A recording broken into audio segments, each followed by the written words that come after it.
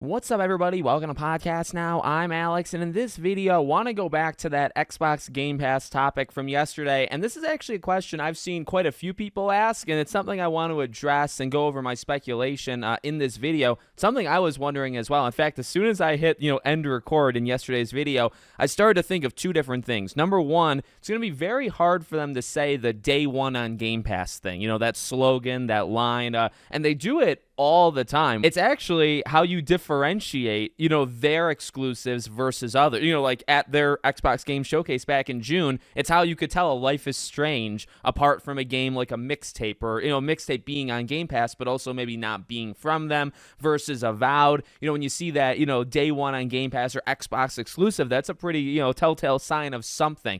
So that's one thing I thought is, and we talked about, I guess, a little bit in terms of how confusing it all is, right? With all the name changes and, the price increase isn't necessarily complicated, but there's name changes and things are being taken away. So when you introduce Halo 7 or Halo, whatever number we're on at this point, right? When you do it, how do you say it? Because it is on Game Pass day one, but only select people, only select tiers. So now you got to put that in. Doesn't sound as nice. So that's something, that's the optics. That's on their side of things. They're going to have to figure it out. One thing I was wondering for the people that were not going to upgrade, right? So the day one Game Pass games are in the Ultimate tier. And, as I said, I was being very honest yesterday where it is confusing, and I think in some ways it's a bad look. For me, I'm keeping it. I think it's the value per person. For me, I value Game Pass quite highly. I use it a lot. It's worth it to me, and I already have Ultimate. I'm going to be continuing and keeping Ultimate. But one thing I thought of, and I have seen it now on Twitter as well, okay, well, if you don't have Ultimate, what happens to those games? So let's take an example, right? This change happens in September. So it happens right after Stalker 2. So Stalker 2 might be taken away from you, right? But you have Avowed and you have Indiana Jones. And, going into next year, you'll have the Fables of the world and South of Midnight and a lot of other games, right? Okay. If you don't get those day one, if you don't have Ultimate, right? So if you have Ultimate, you get it day one. If you don't have it day one, when do you get it? Do you get it at all? And that is a really interesting question that when I was talking about, I didn't think about, but towards the end of yesterday's video, I was like, how is that going to work? Because the incentive is for you either to buy it so they make more money, or you upgrade so they make more money off Game Pass, right? Those are the two things they're trying to do. If you don't want to upgrade, they want you to purchase it for full price because, they got to make some money back. And if you don't do that, they want you to upgrade. Okay, well, what if you don't do either of them, right? What if you stay at your current tier and it's the one that doesn't have Game Pass or a day one, games included? Well, I did see a tweet from Jez Corden today that said he was told that the range, it's a range if you can believe it, 6 to 12 months, and for some games even later than that, and it's a case-by-case basis. That, oh my God, I don't know how that's going to play. I don't know how that's going to go down. If Call of Duty comes out, right, like Black Ops, it comes out, and again, the incentive is to get the highest tier, and you can do that. But if you don't, maybe does it come out next year when the next COD comes out, so they're always a year behind? What about a Gears of War or Fable? So that comes out and you get it day one if you have Ultimate. But if you don't have Ultimate, you're waiting.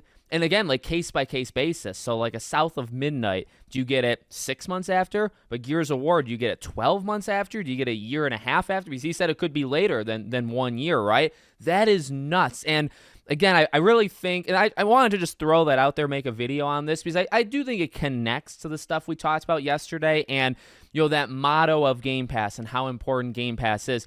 I think it's still important, and I think obviously the goal is for, they want people to upgrade, but it's harder to make that your flagship thing. And that's another, thing I've seen on Twitter. Jeff Grubb has said, a lot of analysts, not just, Jeff Grubb's not necessarily an analyst, but, he had said something along the lines of, the days of everything relying on Game Pass is over. And you had a lot of industry analysts that track certain things tweet to him and said, oh, it's been over for a long time. This isn't new. It's been over for a while. And I think I agree with that. And I only agree with it. I guess I would agree with it to an extent because I still think Game Pass is so important. It's clearly what they want, and they want you to be able to play anywhere. And how do you play it anywhere? Generally, you do it through Game Pass, right? So they want that. But I do think it's well, all this stuff connects. Because how do you market these changes? How do you market games that are now day one on Game Pass? That's only partially true now. And then also, how do you market, well, hey, if you have a form of Game Pass, you'll get Gears of War in a year and a half, but for the rest of you, you get it right now. That's just, it's not easy, and it's not like a simplified way of conveying that information. So, I think to a degree, and I also think business-wise, yeah, Xbox might be looking at, well, clearly, they're looking at different things. I think that's why those tweets saying, yeah, well, the reliance on Game Pass has been gone for a while. And why? Well, we've already seen select games coming to other consoles. I think that's I do think they want Game Pass on other consoles. Like, that's probably the end goal. But for the short term, putting the games on it does show a willingness on Xbox to do more than just Game Pass, right? If they can make some money putting Indiana Jones, let's say, on PS5, and you can't get Game Pass on PS5, but you can get Indy on PS5, they'll do that. So there's not a huge reliance there. So I think all those things kind of connect. But I will say, in terms of all of the things that aren't going to be a good look, I really think when you hear, like when these games get announced or when these games come out, and you're going to see it soon, right? Like Avowed, Call of Duty, Indiana Jones, right? Those are the next really big three. Stalker's in such a weird spot because it's not as big as those,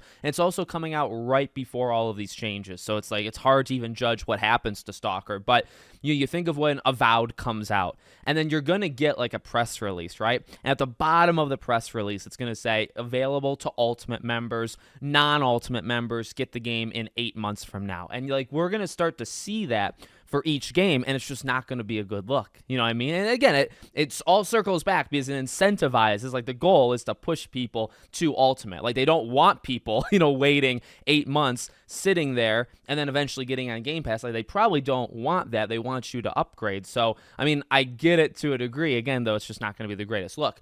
So let me know what you guys think in the comments. Make sure you're subscribed to the channel, bell icon turned on. I hope to see you all on the next one.